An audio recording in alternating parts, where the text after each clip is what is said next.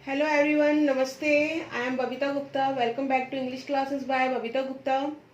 मैंने अपने पिछले वीडियोस में जो इंग्लिश क्लासेस में आपके साथ टॉपिक्स शेयर किए हैं वो शेयर किए हैं। मैंने मीनिंग ऑफ सेंटेंस आपके साथ शेयर किया है, मैंने टाइप्स ऑफ सेंटेंस शेयर किया है, हमने आर्टिकल्स क्या होते हैं उसके बारे में पढ़ा था, टाइप्स ऑफ आर्टिकल्स के बारे में पढ़ा, पार्ट ऑफ स्पीच हमने पढ़ा डिटेल में, जिसमें हमने 8 पार्ट्स ऑफ स्पीच पढ़ा था। उसके बाद हमने नाउन पढ़े हैं। नाउन में हमने 12 टाइप्स ऑफ नाउन पढ़े, जिसमें से 4 फॉर्म्स होती है नाउन की। और अपने प्रोनाउन हमारा चल रहा था। प्रोनाउन के टाइप्स में हमारा पर्सनल प्रोनाउन हो चुका था, पॉजेसिव प्रोनाउन हो गया था, इंडेफिनिट प्रोनाउन हो गया था, रिलेटिव प्रोनाउन हो गया था। तो आज हमें पढ़ना है इंटेंसिव प्रोनाउन। तो ये जो मैंने अभी बात करी इन सारे वीडियोस के बारे में, अगर आपको देखना है तो आप फॉक्स एजुकेशनल इंस्टीट्यूट सर्च कर सकते हैं, या फिर English classes by Babita Gupta search करके आपको ये सारे टॉपिक्स के वीडियोस मिल जाएंगे। और चैनल को लाइक सब्सक्राइब जरूर करें, शेयर करें, दूसरों के साथ भी नॉलेज को बांटें। और अगर आपको कहीं लगता है, कहीं डाउट है, तो आप कमेंट बॉक्स में लिख सकते हैं। और जो प्रीवियस वीडियोस के लिंक्स हैं, कुछ लिंक्स मैं डिस्क्रिप्शन बॉक्स में दे दूंगी, ताकि बच्चों को थोड़ी डिफिकल्टी ना हो सर्च करने में। उस लिंक पे क्लिक करके वो सर्च कर सकते हैं। और वीडियो को लाइक सब्सक्राइब जरूर करें प्लीज। तो चलिए स्टार्ट करते हैं। हम आज का टॉपिक है इंटेंसिव प्रोनाउन की। होते क्या इंटेंसिव प्रोनाउन, और इसकी डेफिनेशन क्या है, इसका यूज किस तरीके से हम करते हैं, क्या एग्जांपल्स में किस तरीके से यूज करेंगे, अगर हम अपनी डेली लाइफ में बोलना चाहें तो किस तरीके से बोलेंगे इस चीज को। और ये जो हम पढ़ रहे हैं ना, ये देखिए, ये आपका पीआरटी टीजीटी जो आपके टेट के एग्जाम्स होते हैं, जितने भी कॉम्पिटिटिव एग्जाम्स होते हैं, इवन जैसे आपका यूपीएससी का भी एग्जाम होता है, जितने भी इंग्लिश से रिलेटेड जितने भी सब्जेक्ट हैं, उन सब में क्या है, आपको ऐसे फाइंड आउट करने के लिए आ सकता है कि find the intensive pronoun in the sentence. तो ठीक है ना। अब देखिए, जो इंटेंसिव प्रोनाउन को फाइंड करना इतना डिफिकल्ट नहीं है, बट क्या होता है कि रिफ्लेक्सिव और इंटेंसिव प्रोनाउन जो है ना, वो सिमिलैरिटी में आ जाते हैं। तो उनमें जो माइनर जो एक है डिफरेंस, तो जब वो मैं आपको रिफ्लेक्सिव प्रोनाउन कराऊंगी तो वो उसके बारे में बताऊंगी। तो आज हम खाली इंटेंसिव प्रोनाउन के बारे में पढ़ेंगे कि क्या होते हैं ये। तो चलिए स्टार्ट करते हैं आज। तो देखिए, जो हमारे इंटेंसिव प्रोनाउन है ना, उसकी डेफिनेशन क्या होती है। देखिए, बाइलिंगुअल में everything I am explaining in bilingual, so please अगर आपको तब भी कोई डिफिकल्टी होती है तो आप कमेंट बॉक्स में जरूर लिखिए, ठीक है। क्योंकि जो बच्चे अदर लैंग्वेजेस, जो हिंदी में हिंदी मीडियम बच्चे हैं, तो उनको भी क्लियरली समझ में आना चाहिए कि मैम ने एक्चुअली लिखा क्या है। क्लियर। तो देखिए, डेफिनेशन जो इसकी परिभाषा है क्या है वो, intensive pronouns are used to emphasize a noun और प्रोनाउन। अब इसका क्या मतलब होता है, जो इंटेंसिव प्रोनाउंस होते हैं वो किस लिए यूज किए जाते हैं, एम्फोसाइज करने के लिए। एम्फोसाइज क्या कहते हैं, किसी चीज को एक दबाव देने के लिए, कि बताने के लिए कि हाँ ये उसी चीज से रिलेटेड है।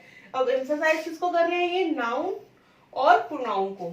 यानी कि नाउन भी हो सकता है, वो प्रोनाउन भी हो सकता है। नाउन मैंने आपको बताया था क्या होते हैं, नेमिंग वर्ड्स होते हैं। प्रोनाउन हम डिस्कस कर ही रहे हैं, और जिसमें हम बात करते हैं वो पर्सनल प्रोनाउन की बात करते हैं इंटेंसिव में हम, ठीक है ना। जो हमारे पर्सनल पर्सन होते हैं, जो first person, second person, third person, जिसकी मैं आगे बात करूंगी, तो उसके लिए हम क्या कहते हैं, इंटेंसिव प्रोनाउंस का यूज होता है। तो इसके कैसे एग्जाम्पल क्या होंगे इसके, माई सेल्फ, आवर सेल्फ, है ना, योर सेल्फ, योर सेल्फ। तो उसमें योर सेल्फ और योर सेल्फ में क्या डिफरेंस है वो भी मैं आपको बताऊंगी। तो चलिए देखिए, अब इंटेंसिव प्रोनाउन देखें हम यहाँ पे। एक तरफ मैंने सिंगुलर लिखा हुआ है, एक तरफ मैंने प्लूरल लिखा हुआ है। यानी कि यहाँ पे हम बात करेंगे सिंगुलर फॉर्म की, और यहाँ पे हम बात करेंगे प्लूरल फॉर्म की। तो देखिए, जो फर्स्ट पर्सन होता है, फर्स्ट पर्सन क्या होता है सिंगुलर में,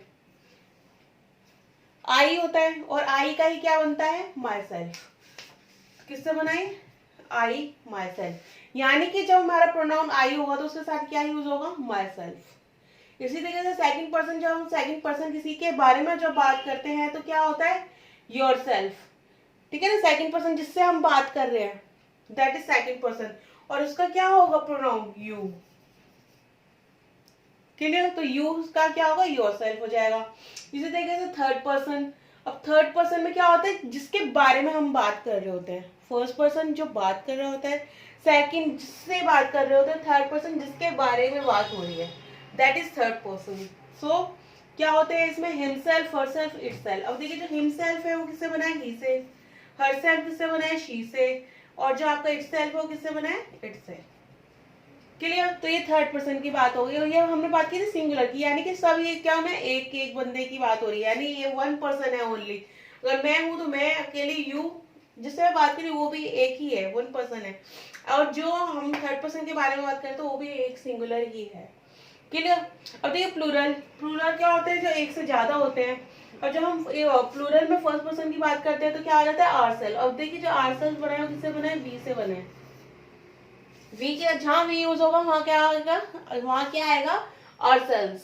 क्लियर। इसी तरह सेकंड पर्सन में क्या है, योरसेल्फ। अब योरसेल्फ किसके लिए, यू। अब देखिए यहाँ पे एक थिंग, एक देखिए आप कि जो सिंगुलर है सेकंड पर्सन है उसमें भी यू है, जो प्लूरल है सेकंड पर्सन है उसमें भी यू है, और जो इसमें चेंज हो रहा है वो क्या है, योरसेल्फ है, और जो इसमें चेंज हो रहा है योरसेल्फ है। तो जो मेन डिफरेंस किसका हुआ, सेल्फ और सेल्फ का। क्योंकि जब सिंगुलर हो रहा है एक के बारे में बात होती है सेल्फ आ गया, और जब उसी को हम जब हमें प्लूरल करते हैं एफ फट के क्या आ गया, वी एस आ गया। क्लियर। यानी कि जब मैं जिससे बात कर रही हूँ एक नहीं है, एक से ज्यादा लोग हैं, ठीक है ना, एक से ज्यादा वहां पे पर्सन है। अब इसी बारे में थर्ड पर्सन के बारे में बात करें, थर्ड पर्सन यानी कि जिसके बारे में हम बात कर रहे होते हैं तो क्या होता है, वो देमसेल्फ यूज होता है। ये किससे बना, दे से। जहाँ दे यूज होगा वहां पे देमसेल्फ यूज होगा। More than one person. Clear. इन सब में क्या है, मोर देन वन पर्सन। तो ये हमने बात की सिंगुलर प्लूरल के बारे में, और क्या क्या हमारे इंटेंसिव प्रोनाउन होते हैं उसके बारे में बात की। अब इसके एग्जांपल्स किस तरीके से होते हैं उसके बारे में बात करते हैं, कि अगर किसी सेंटेंस में हम यूज करना चाहें तो किस तरीके से हम इसका यूज करेंगे। तो देखिए, जो अगर मैं इसका फर्स्ट एग्जांपल लेती हूँ, फर्स्ट एग्जांपल में अगर मैं लूँ, Ram himself bought a car. देखिए, Ram himself bought a car. अब देखिए इसमें राम क्या है, सिंगल है, और है क्या, बॉय है ना, तो उसके हमने साथ क्या लगाया, हिमसेल्फ। अब देखो यहाँ पे हिमसेल्फ क्या था, ही के साथ था। तो अगर ये तो नाउन मैंने यूज किया है ना, अगर इसकी जगह मैं प्रोनाउन यूज करूँ तो, ही यूज करूँ तो, तब भी सेम सेंटेंस ही रहेगा, सेंटेंस में कुछ चेंज थोड़ी ना आएगा। एक इंटेंसिव प्रोनाउन में ये चीज याद रखना कि जब भी ये आते हैं इंटेंसिव प्रोनाउन हिमसेल्फ, और कोई भी हो, माई सेल्फ, योर सेल्फ या फिर हर सेल्फ, तो वो किसी ना किसी नाउन या प्रोनाउन के साथ ही आते हैं, अलग से नहीं आते, सेंटेंस के बीच में नहीं आते। ये कहीं का किसके साथ आते हैं, नाउन या प्रोनाउन के साथ ही आते हैं। अब जैसे मैं राम की जगह ही लिखूंगी तब भी सेंटेंस सेम ही रहेगा। और एक चीज और की, अगर ये सेंटेंस है ना, जो इंटेंसिव प्रोनाउन है सेंटेंस पे ज्यादा असर नहीं डालते, इफेक्ट नहीं डालते। जैसे कि अगर मैं बोलूं Ram bot a car, Ram ने कार खरीदी, और ये Ram himself bought a car, Ram ने खुद एक कार खरीदी, अपने आप एक कार खरीदी, तो क्या इसमें क्या ज्यादा डिफरेंस आएगा अगर मैं नहीं भी लगाऊंगी तो, कार तो उसने खरीदी ना। तो ये जो इंटेंसिव प्रोनाउन है इससे सेंटेंस में ज्यादा फर्क नहीं आता, it doesn't affect on the sentence.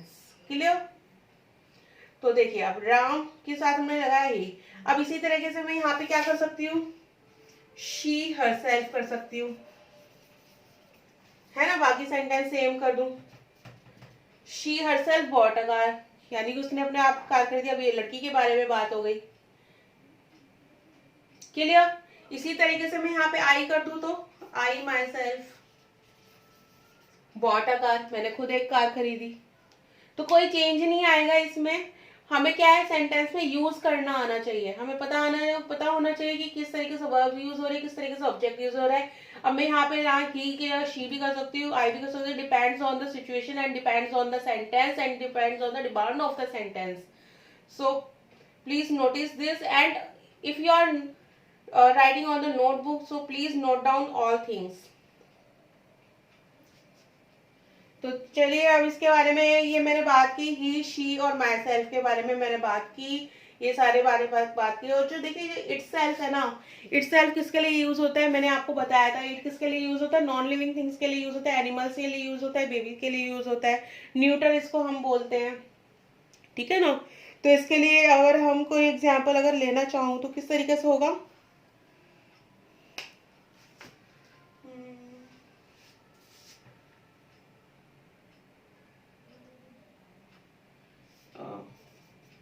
a house itself can't be decorate.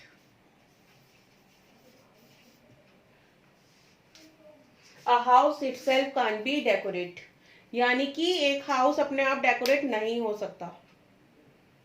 Clear? तो ये मैंने क्या हाउस का एग्जांपल लिया। हाउस क्या है? नॉन लिविंग थिंग्स होती है, तो इसके साथ मैंने इटसेल्फ लिख दिया कि एक घर अपने आप से सज नहीं सकता। ठीक है? इसी तरीके मैंने इटसेल्फ का बताया। अब देखिए आवरसेल्व्स की हम बात करें तो आवरसेल्व्स के कुछ एग्जांपल मैं ले लेती हूँ। प्लूरल्स के, हमने सिंगुलर्स के कुछ एग्जांपल्स लिए थे। तो मेरा duster, I think I should erase this.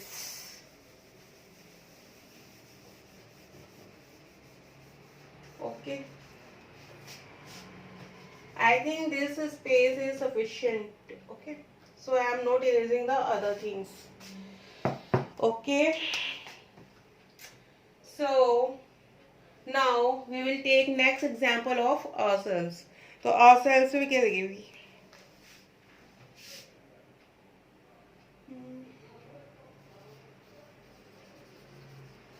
We ourselves are responsible.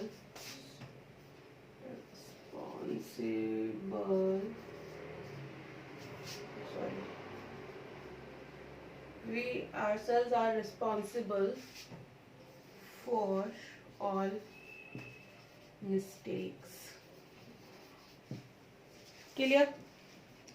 We ourselves are responsible for all mistakes.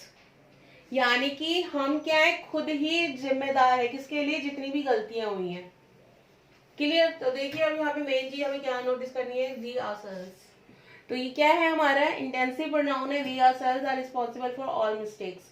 अब देखिए इसकी जगह अगर मैं यूज करूं यू एंड योरसेल्व्स, तो क्या होगा ये? You yourself. अब योरसेल्व्स की बात हो रही है तो हम, है ना? मतलब कि सॉरी, यू योरसेल्फ की बात हो रही है तो सेकंड पर्सन की बात हो रही है और more than one person. Clear? तो ये you yourselves are responsible for all mistakes, यानी कि अगर और जितना भी है ना, देखिए ये बाकी का जितना भी सेंटेंस अगर मैं यहाँ पे सेम कर दूं तो क्या होगा? मीनिंग सेम ही रहेगा। क्योंकि हमें मेन मोटिव क्या, हमें ये समझना है कि जो प्लूरल फॉर्म्स है वो किस तरीके से यूज होती है। तो सेंटेंस में कोई इफेक्ट नहीं पड़ेगा। बस इसमें क्या है कि ये फर्स्ट पर्सन था, ये सेकंड पर्सन हो गया, यू योरसेल्फ। इसी तरीके से यहाँ पे दे देमसेल्व्स भी हो सकता है।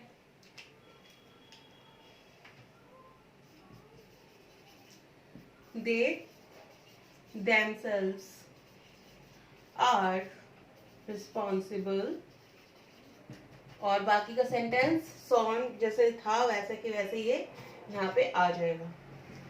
क्लियर? तो क्या होगा कि वो खुद ही जिम्मेदार है अपनी सारी गलतियों के लिए, है ना, ऑल मिस्टेक्स। तो ये देखिए मेन जो हमें है ना, इसका यूज करना आना चाहिए। तो अगर आप जब प्रैक्टिस करेंगे तो आप इससे ज्यादा सेंटेंस बनाइए, और आपको अगर चेक करवाने तो आप कमेंट बॉक्स में वो लिख सकते हैं जो मैं, ताकि मैं उसको चेक कर सकूं। पर प्रैक्टिस जरूर करिएगा। देखिए ये जो है ना, ये चीजें प्रैक्टिस से ही आती हैं। ऐसा नहीं है कि लिख दिया आपने, पढ़ लिया और आ गया।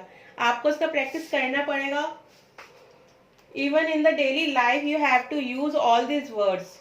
ये जो मैंने वोकैब आपके साथ शेयर किए थे, सिनोनिम्स एंड एंटोनिम्स आपके साथ शेयर किए थे, मैंने इडियम्स शेयर किए थे, तब भी मैंने कहा था कि use this words in your daily life. Clear? ये सिर्फ नोटबुक में लिखने के लिए नहीं होता, आपको प्रैक्टिकल लाइफ में यूज करने के लिए होता है। जो आप पीआरटी, टीजीटी, टीएट, टेट और जो आप जितने भी कॉम्पिटिटिव एग्जाम्स देते हैं, तो उसमें इंग्लिश का पार्ट क्यों होता है? इसीलिए होता है कि आप उस चीज़ को कितना यूज कर सकते हैं, आप उस चीज़ को कितना पहचानते हैं, उस चीज़ को सिचुएशन के अकॉर्डिंग कितना यूज कर सकते हैं। ठीक है ना? तो इसीलिए इसकी प्रैक्टिस जरूर करिए। तो नेक्स्ट वीडियो में अब मैं शेयर करूंगी रिफ्लेक्सिव प्रोनाउन। रिफ्लेक्सिव प्रोनाउन क्या होता है और इंटेंसिव एंड रिफ्लेक्सिव में क्या डिफरेंस होता है, ये सब मैं नेक्स्ट वीडियो में शेयर करूंगी। तो मिलते हैं नेक्स्ट वीडियो में, और वीडियो को लाइक सब्सक्राइब जरूर करें, शेयर करें, दूसरों के साथ भी नॉलेज को बांटें। तो मिलते हैं नेक्स्ट वीडियो में। थैंक यू, धन्यवाद।